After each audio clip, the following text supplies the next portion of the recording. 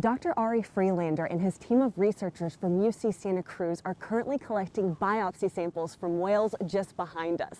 Now, the samples will then be analyzed to give a bigger picture of the health and life of marine mammals that travel all the way down here to Antarctica. This possible because of the collaboration with HX Expeditions and their science programs. We're trying to hit them basically right below their dorsal fin as they come up to surface. Okay. And generally we do it on the last surfacing before a dive because they do this nice high arch, so you have a bigger kind of target to hit. So from the skin and blubber, we can do a genetic analysis to tell what population the whale comes from, if it's a male or a female. If it's a female, we can tell if she's pregnant or not. We can look at cortisol for stress levels. We can look at other nutritional hormones. We can do toxicology, and we can do diet.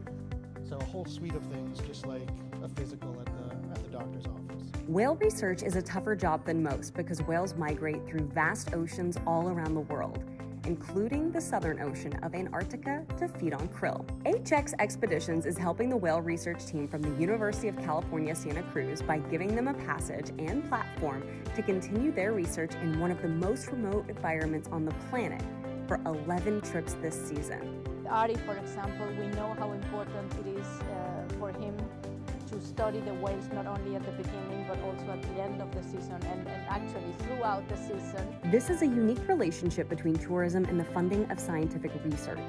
The MS Fridtjof Nansen is one of 2 hybrid ships in the entire world that makes the crossing to Antarctica, not just helping researchers reach remote places, but also making major efforts when it comes to sustainability and educating passengers on the importance of being a good steward for the planet. The science we do is visible to the passengers and it's interactive with them.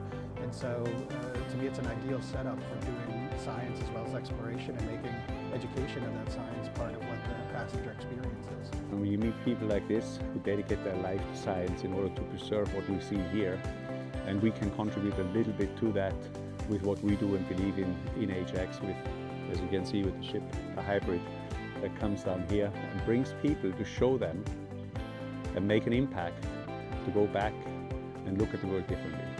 During these voyages, Ari's team has learned a lot about whales based off those samples that are about the size of a pinky nail.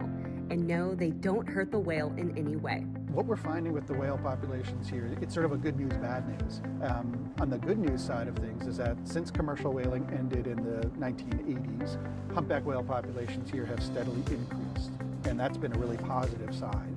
What we've been able to measure more recently is that the pregnancy rate in that population varies quite a bit from year to year. And that variability is related to the amount of sea ice. And the reason that that's the case is because the more sea ice you have, the more krill survive the winter to be the food base in the following summer. This is the knowledge shared with passengers on their journey through Antarctica, possible because of this unique relationship between tourism and research, benefiting the University of California, Santa Cruz. I think to any traveler in future, be it coming to an expedition like this here in Antarctica or going somewhere else, be mindful about your travel. Think about what you want to do and how you want to do it beforehand. Be curious, ask questions, investigate as to why things are the way they are and why things are changing. And with that, our mindset changes and we start changing our lifestyle. Enjoy, soak it in, because these are impressions and experiences that we do not have an opportunity for very often in our lives.